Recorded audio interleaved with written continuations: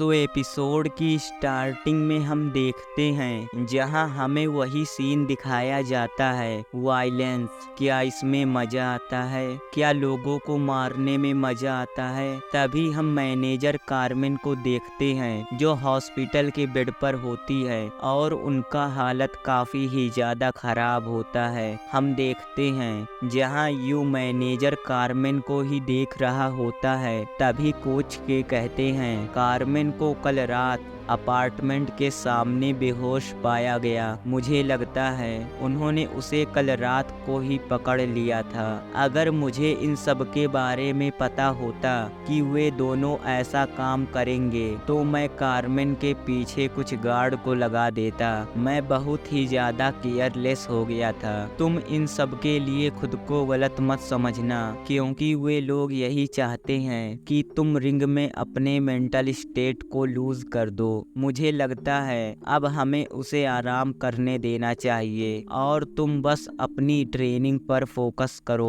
क्योंकि ज्यादा लंबा समय नहीं है जब तुम अपने रिवेंज को रिंग में ले सकते हो। और वह दरवाजे के पास जाकर यू से कहते हैं प्रेस कॉन्फ्रेंस जल्द ही शुरू होने वाला है, इसलिए अब हमें चलना चाहिए। और मुड़कर मैनेजर कार्मेन को देखते हैं और फिर वहां से दरवाजे को बंद करके चले जाते हैं। अगले सीन में हम कॉन्फ्रेंस का सीन देखते हैं जहां मार्को कोच के से हाथ मिलाते हुए कहता है यह हमारी पहली मीटिंग है और मिस्टर के से मिलना मेरे लिए हॉनर की बात है। यह सुनकर कोच के मुस्कुराते हुए कहते हैं हाँ, आपने सही कहा, यह हमारा पहली बार है जब हम फेस टू फेस मिल रहे हैं, लेकिन आप हमारे मैनेजर के साथ काफी डिसरिस्पेक्टफुल थे। यह सुनकर मार्को कोच के को देखता है और फिर मुस्कुराते हुए कहता है जैसी उम्मीद थी, हमने बस एक छोटा सा प्रैंक किया था। यह सुनकर कोच के कहते हैं आप जो कर रहे हैं उसके लिए आपको तैयार रहना चाहिए। तभी हम उस कॉन्फ्रेंस के होस्ट को देखते हैं जो कहता है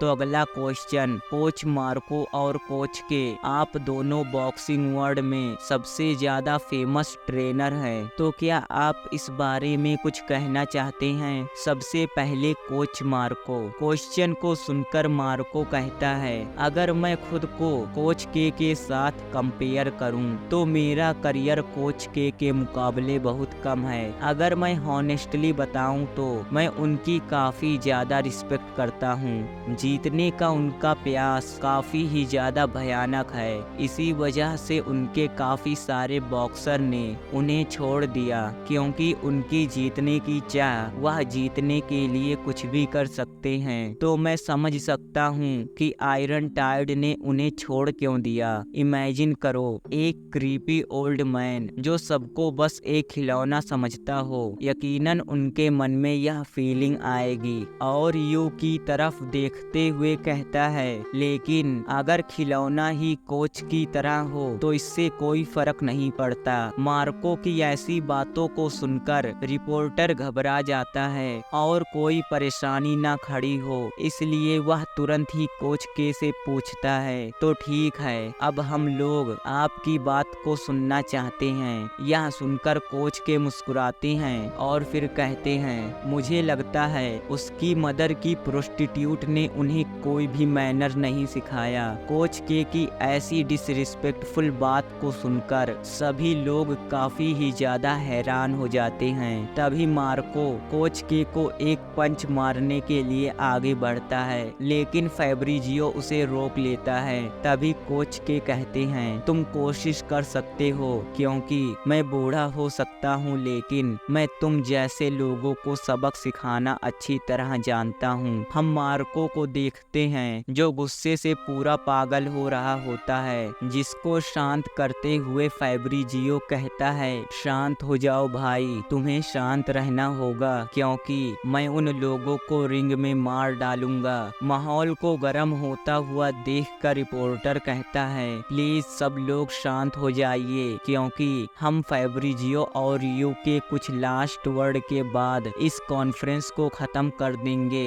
तभी फैब्रिजियो सभी लोगों से कहता है क्या तुम सब नमूनों ने सुना कि अभी अभी मैंने क्या कहा, जब मैं रिंग के अंदर जाऊंगा तो मैं उसे मार डालूंगा। अगर रेफरी मुझे रोकने की कोशिश करता है फिर भी मैं उसे मारता रहूंगा। तभी रिपोर्टर बात को बदलते हुए यू से पूछता है, तो प्लीज यू, क्या आप कुछ कहना चाहते हैं? हम देखते हैं जहां यू उन सभी मूवमेंट को याद कर रहा होता है जिसे उसने मैनेजर कार्मेन के साथ स्पेंड किया था, और कोच के ने कहा था हाँ, लोगों को मारने में मजा आता है, और वह मैनेजर कार्मेन के बारे में सोचता है जिनके साथ वह पहली बार कहीं गया था। यह ऑब्वियस है कि लोगों को मारने में मजा आता है। अगर तुम किसी को मारते हो तो तुम्हें काफी अच्छा फील होगा। तभी यू अपने थिंकिंग से बाहर आता है और कहता है, मैं इस पूरे मैच को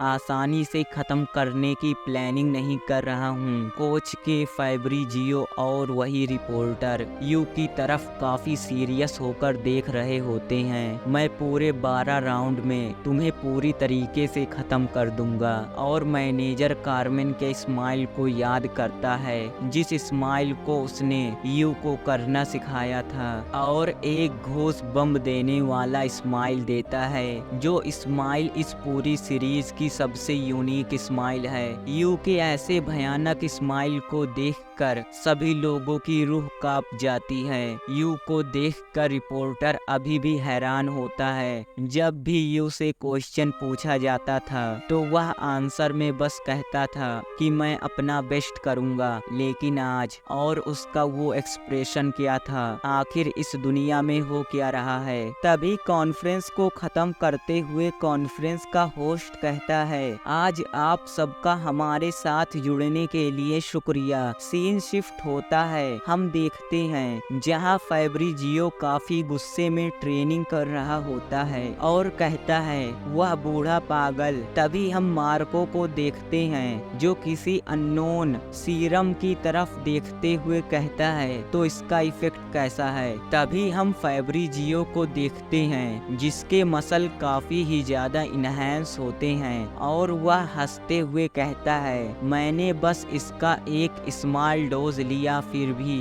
इसका इफेक्ट काफी अच्छा है। यह सुनकर मार्को हंसते हुए कहता है, मैंने पहले ही सभी चीजों की तैयारी कर ली थी क्योंकि यू एक टफ ओपोनेंट है। फैब्रिजियो अपने हाथ को देखते हुए कहता है, तो ऐसा फील होता है, मुझे लगता है अब मैं सच में एक बुलेट को डॉज कर सकता हूँ। तभी मार्को फैब्रिजियो से कहता है, इसे अब और अपनी बॉडी के अंदर इंजेक्ट मत करना क्योंकि तुम्हारी बॉडी अब इसे और संभाल नहीं पाएगी। यह सुनकर फैब्रिजियो हंसते हुए कहता है, मुझे यकीन नहीं हो रहा है क्योंकि मैंने बस अभी इसका एक स्मॉल डोज लिया है, फिर भी मुझे ऐसा फील हो रहा है अगर मैंने इसके फुल डोज को ले लिया तो फिर क्या होगा। हम पंचिंग बैग को देखते हैं जिसकी हालत काफी ही ज्यादा खराब होती है। मैं क्यूरियस हूँ कि इसके फुल डोज को लेने के बाद कैसा फील होगा।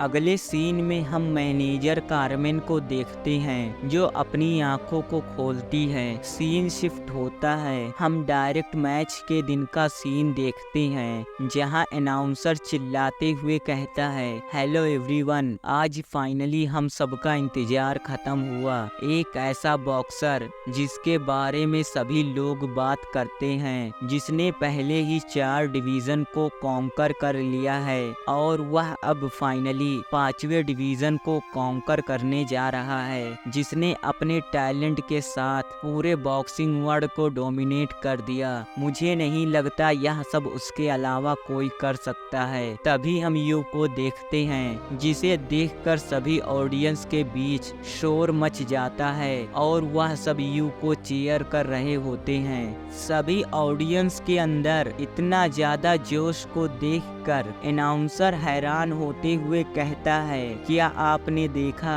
कि सभी ऑडियंस उसके लिए पागल हो रही हैं और उसकी इनक्रेडिबल पावर जिसके साथ वह बॉक्सिंग वर्ल्ड में एक नया हिस्ट्री बना रहा है, लेकिन उस बॉक्सर के अगेंस्ट फाइट करने के लिए कोई है। तभी चारों तरफ ऑडियंस के बीच सन्नाटा फैल जाता है। उधर देखो वो रहा सेंटोरिनो, वो देखो वो आ रहा है। तभी हम फैब्रिजियो को देखते हैं जो सभी ऑडियंस को देखकर मुस्कुराता है, जिसकी वजह से चारों तरफ शोर मच जाता है और सभी ऑडियंस चिल्लाते हुए कहते हैं, मार दो उसे, आज उसे जाने मत देना, आज उसका एग्जीक्यूशन का दिन है। यह सब देखकर अनाउंसर काफी ही ज्यादा हैरान होता है और कहता है, क्या तुम इसे देख रहे हो? मुझे नहीं लगता कि कोई ऐसा बॉक्सर होगा जिसके लिए पूरी ऑडियंस जंगली बन जाए। हम देखते हैं जहां फैब्रिजियो के गार्ड सभी ऑडियंस के बीच पैसे को लुटा रहे होते हैं। यू के बॉक्सिंग वर्ल्ड में एंटर करने के बाद भी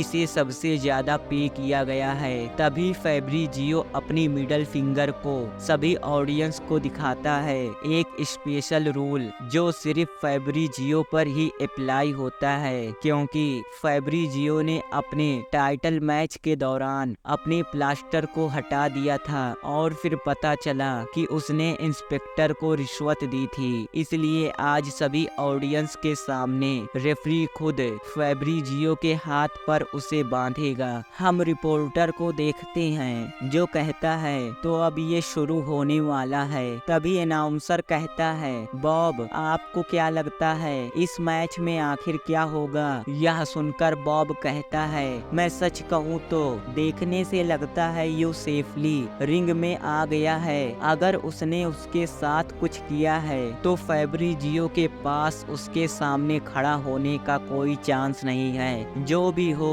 और वह फैब्रिजियो को देखते हुए कहता है, आखिर उसने कितने सारे ड्रग्स को अपनी बॉडी के अंदर इंजेक्ट किया है। फैब्रिजियो को देखकर कोच के मन में सोचते हुए कहते हैं, मुझे लगता है उसने काफी ही ज्यादा स्ट्रॉन्ग ड्रग्स को ढूंढ लिया है। और मुस्कुराते हुए यू से कहते हैं, मुझे नहीं लगता कि मुझे तुम्हें कुछ बताने की जरूरत है, क्योंकि तुम्हें पहले से पता है कि तुम्हें क्या करना है। तभी अनाउंसर कहता है, आज मिडल वेट डिवीजन का टाइटल मैच होने वाला है। आज पता चल जाएगा कि मिडल वेट डिवीजन का चैंपियन कौन है। सभी बॉक्सिंग फैन प्लीज इधर ध्यान दीजिए, क्योंकि आज दो सबसे स्ट्रॉन्गेस्ट बॉक्सर के बीच फाइट होने वाली है, जिसमें से सिर्फ एक ही बॉक्सर टॉप पर जाएगा। सभी लोग अपनी सांसों को रोककर उसी फाइट को देख रहे होते हैं, जहां यू और फैब्रिजियो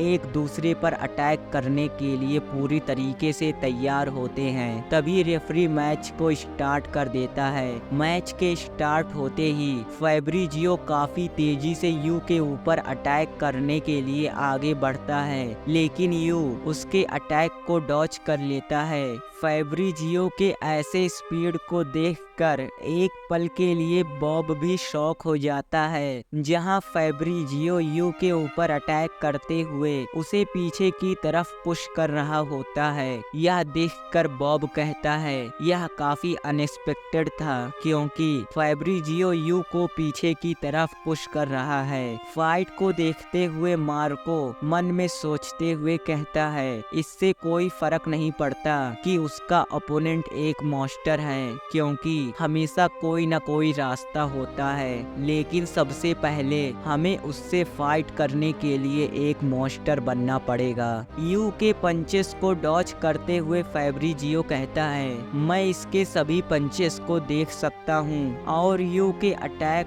को नीचे झुककर डॉच कर लेता है, जिसकी वजह से उसे एक ओपनिंग मिल जाती है। लेकिन यू को पता था कि ऐसा कुछ होने वाला है, जिसकी वजह से वह फैब्रिजियो के अटैक को नीचे झुककर डॉच कर लेता है। अगर उसकी फिजिकल एबिलिटी एक मॉन्स्टर की तरह है, फिर भी उसका माइंड एक ह्यूमन का है। हम उसे एक साइकोलॉजिकल बैटल में हरा सकते हैं। फाइट को देखते हंसते हुए कोच के कहते हैं, फैब्रिजियो ने अभी तक यू के ऊपर एक भी पंच को लैंड नहीं किया। तभी फैब्रिजियो यू के ऊपर एक लो किक से अटैक करता है। तभी मार्को कहता है, एक एवरेज बॉक्सर इस तरह के किक को देखकर रिएक्ट भी नहीं कर पाएगा, लेकिन यू अलग है, वह डेफिनेटली उस अटैक को डॉच कर लेगा। लेकिन वह पंच को काउंटर और डॉच एक ही साथ कर रहा है।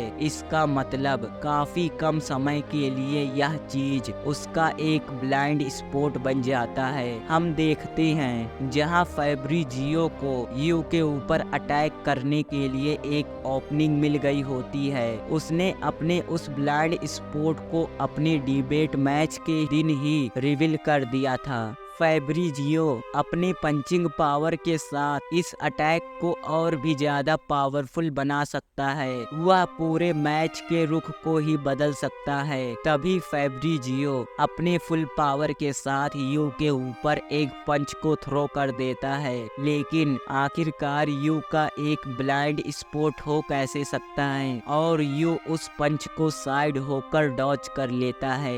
यह देखकर फैब्रिजियो काफी ही ज्यादा शॉक हो जाता है और अपने शैडो की तरफ देखता है, क्योंकि यू उसके हर एक मूवमेंट को उसके शैडो से प्रिडिक्ट कर रहा था। तभी फैब्रिजियो हंसते हुए कहता है, मुझे भी लगता है मैं भी तुम्हारे सभी मूवमेंट को रीड कर पा रहा हूँ, और उसके ऊपर एक पंच को थ्रो कर देता है। तभी वह यू के एक डेविल फॉर्म को देखता है जो बहुत ही ज्यादा गुस्से में होता है। यू के ऐसे फॉर्म को देखकर फैब्रिजियो की रूह कांप जाती है और यू फैब्रिजियो को इतना पावरफुल पंच मारता है जिसकी वजह से फैब्रिजियो बैक फ्लिप हो जाता है। यू के ऐसे भयानक पावर को देखकर सभी की सांसें थम जाती हैं, क्योंकि यू के सिर्फ एक ही पंच से एक चैंपियन जो नॉकडाउन हो गया होता है। अनाउंसर चिल्लाते हुए कहता है, वह नॉकडाउन हो गया, मैंने उम्मीद नहीं की थी। उसने आयरन टाइड के मूव का यूज किया। आखिर उसकी बॉडी को हो क्या रहा है? हम यू के पूरे बॉडी को देखते हैं जो काफी ही ज्यादा भयानक दिख रहा होता है और उसकी पूरी बॉडी रेड कलर हो गई होती है। मुझे लगता है यू ने भी उसी ड्रग का यूज किया है। कोच के यू के फॉर्म को देखकर कहते हैं, आंख के बदले आंख। तभी हमें कुछ पास्ट का सीन दिखाया जाता है जहां कोच के किसी अननोन पर्सन से बात करते हुए कहते हैं, क्या तुम उस चीज को ले आए? यह सुनकर वह पर्सन कोच के को एक बॉक्स जिसके अंदर वही ड्रग्स रखे होते हैं उस बॉक्स को दिखाते हुए वह पर्सन कोच के से कहता है, इसे सिर्फ मिलिट्री यूज करती है, अगर यह लीक हो गया तो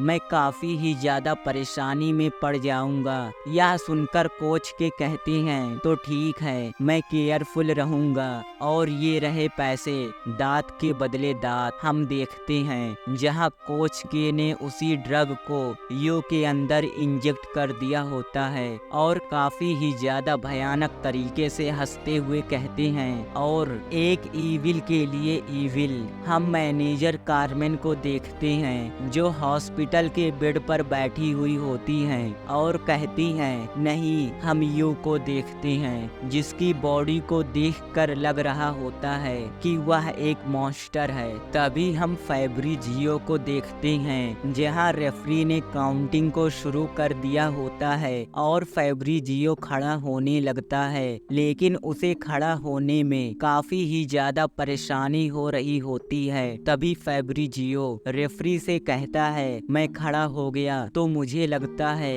कि तुम्हें अब मैच को स्टार्ट कर देना चाहिए। यह सुनकर रेफरी एक बार और मैच को स्टार्ट कर देता है। एक ही पंच में फैब्रिजियो की ऐसी हालत देखकर मार्को मन में सोचते हुए कहता है, मुझे यकीन नहीं हो रहा कि ऐसा पावरफुल पंच जिसकी वजह से फैब्रिजियो रिंग में फ्लाई करता हुआ नॉकडाउन हो गया, लेकिन उसने फैब्रिजियो के गार्ड पर अटैक किया, लेकिन वह पंच फैब्रिजियो के गार्ड को चीरता हुआ सीधा जाकर फैब्रिजियो के फेस पर लगा। जैसी मुझे यू के बारे में उम्मीद थी, तभी हम फैब्रिजियो को देखते हैं जो काफी ही ज्यादा गुस्से में होता है और यू की वही बात को याद करता है। पूरे 12 राउंड के दौरान मैं तुम्हें पूरी तरीके से खत्म कर दूंगा।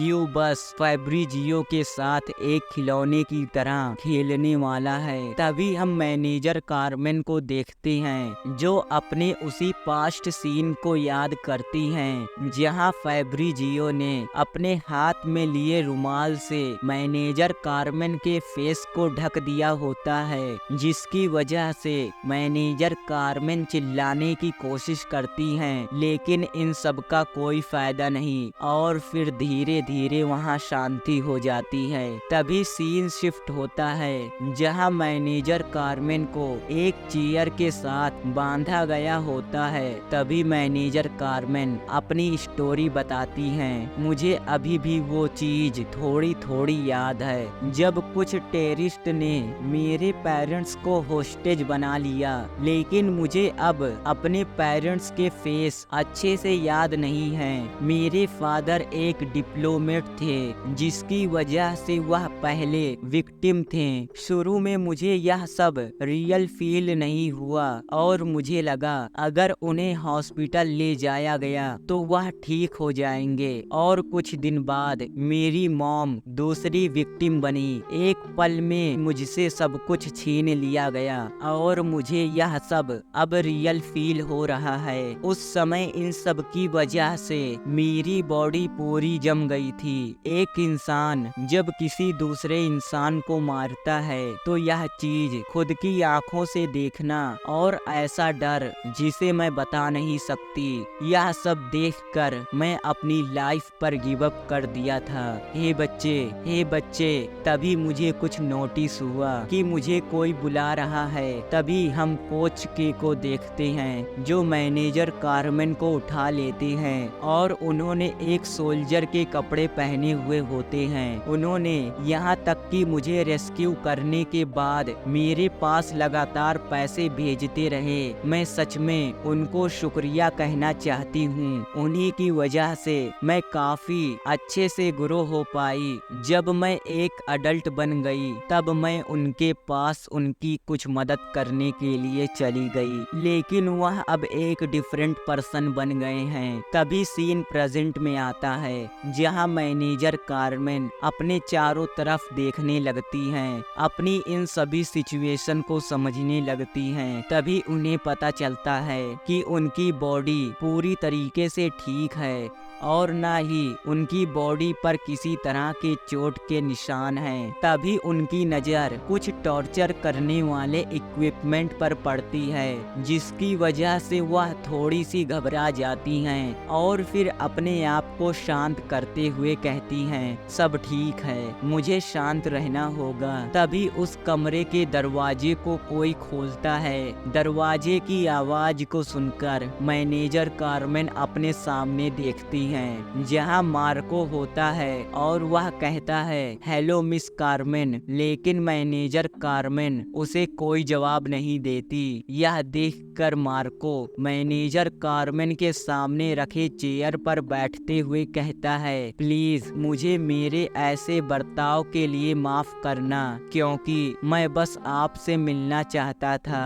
यहाँ तक कि मैंने आपको काफी पोलाइटली एक इनविटेशन दिया था, लेकिन आपने इसे एक्सेप्ट नहीं किया, इसीलिए मुझे आपसे मिलने के लिए ऐसा करना पड़ा। तभी मैनेजर कार्मेन कहती हैं, तुम सीधा पॉइंट पर आओ, क्योंकि मैं एक बिजी पर्सन हूँ। यह सुनकर मार्को हंसते हुए कहता है, तुम काफी स्ट्रोंग हो, लेकिन तुम्हें डरने की जरूरत नहीं है, क्योंकि मैं तुम्हें चोट नहीं पहुँचाऊंगा। और सीरियस होकर कहता है, अभी के लिए तो नहीं। यह सुनकर मैनेजर कार्मेन शॉक हो जाती हैं। तभी मार्को हंसते हुए कहता है, मुझे माफ करना, क्योंकि मैं तुम्हें धमकी नहीं दे रहा हूँ, बस ये मेरी हैबिट बन गई है। और फिर सीरियस होकर कहता है, असल में मैं तुम्हें एक ऑफर देना चाहता हूँ। तुम यू के बारे में क्या सोचती हो? यह सुनकर मैनेजर कार्मेन कहती हैं, हमारा रिलेशनशिप एक प्रोफेशनल की तरह है।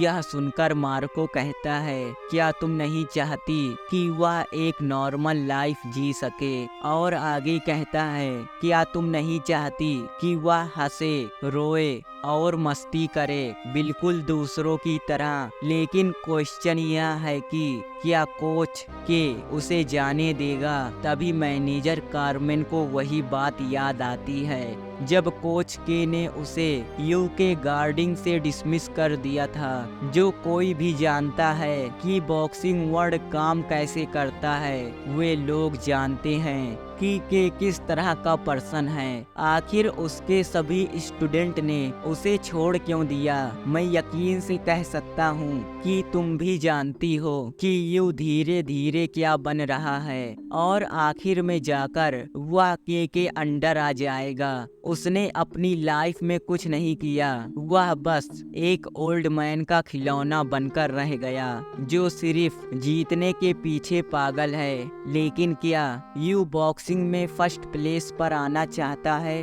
अगर तुम उसे रेस्क्यू करना चाहती हो तो तुम्हें बस के का इंटरेस्ट उसके अंदर से खत्म करना है, जिसके बाद यू फ्री हो जाएगा। इन सभी बातों को सुनकर मैनेजर कार्मेन मन में सोचते हुए कहती हैं, क्या वह सच बोल रहा है? क्या कोच नहीं कि अब वह पर्सन नहीं रहा, वह टाइम के साथ साथ एक मॉन्स्टर में बदल जाएगा। लेकिन मुझे यकीन है, मैं इसमें बिलीव करती हूँ कि उनका भी एक ह्यूमन साइड है। जैसे ही उन्होंने मुझे रेस्क्यू किया, मैं हमेशा कोशिश करती रही कि मैं किस तरह उनकी मदद कर सकती हूँ, भले ही मैं इसमें नाकाम रही। तभी मैनेजर कार्मेन मुस्कुराते हुए मार्को से कहती हैं, क्या सच में तुम्हें लगता है कि मैं तुम्हारे साथ इस तरह की डील करूंगी? मार्को सेंटोरिनो, तुम्हारे रेपुटेशन के अलावा तुम एक घटिया पर्सन हो। क्या तुम बॉक्सर नहीं हो तो क्या तुम्हें मैच को अपनी एबिलिटी के साथ नहीं जीतना चाहिए? तभी अगले सीन में हम हॉस्पिटल का सीन देखते हैं, जहां मैनेजर को जागा हुआ देखकर उसके बगल में बैठा हुआ पर्सन कहता है, तो क्या तुम उठ गई? कार्मेन, तुम्हें जगा हुआ देखकर मुझे काफी खुशी हुई। तभी मैनेजर कार्मेन कहती हैं, क्या मैच अभी भी चल रहा है? यह सुनकर वह पर्सन कहता है, हाँ, यू ने अपने पहले ही राउंड में उसे नॉकडाउन कर दिया। वह तुम्हारी ऐसी हालत देखकर काफी ही ज्यादा गुस्सा है। तभी हमें फिर वही सीन दिखाया जाता है जहां मैनेजर कार्मेन की बात को सुनकर मार्को कहता है, तो तुम डील नहीं करना चाहती? और अपने हाथ में एक नाइफ को लेकर मैनेजर कार्मेन की तरफ बढ़ते हुए कहता है, लेकिन हम इसमें कर भी क्या सकते हैं? तभी मैनेजर कार्मेन घबराकर अपनी आंखों को बंद कर लेती हैं, लेकिन मार्को जाकर मैनेजर कार्मेन के हाथ में बंधे हुए रस्सी को काट देता है और कहता है, तो ठीक है, चलो मैं तुम्हें तुम्हारे घर तक छोड़ देता हूँ। यह सुनकर मैनेजर कार्मेन हैरान हो जाती हैं और कहती हैं, क्या? यह सुनकर मार्को कहता है, मैंने तुम्हें किडनैप कर लिया, जिसकी वजह से अब कई सारे रूमर्स फैल जाएंगे, लेकिन हम भी अपने लाइन को क्रॉस नहीं करते और हमारी स्ट्रेटजी जो हम अपने ओपोनेंट को गुस्सा दिलाने के लिए यूज करते हैं, जिससे वह रिंग के अंदर अपने मेंटल स्टेट को लूज कर दे, और यह हर बार काम आता है। लेकिन अगर आपके ओपोनेंट के पास एब्सोल्यूट पावर है तो इन सब का कोई फायदा नहीं। तभी मैनेजर कार्मेन उसी पर्सन से कहती हैं, मार्को सेंटोरिनो ने मुझे चोट नहीं पहुंचाया, बल्कि उसने मुझे जाने दिया। यह सुनकर वह पर्सन हैरान हो जाता है और कहता है, क्या उसने तुम्हारे साथ यह सब नहीं किया? मैनेजर मैनेजर कार्मेन आगे कहती हैं, उसने मुझे मेरे घर तक छोड़ दिया था। मैं लगभग घर तक पहुंचने ही वाली थी, लेकिन कुछ गुंडे मेरा पीछा करने लगे। यह काफी अजीब है क्योंकि यू ने लास्ट टाइम उन सभी गुंडों को खत्म कर दिया था। तभी हम फैब्रिजियो को देखते हैं, जिसकी हालत काफी ही ज्यादा खराब होती है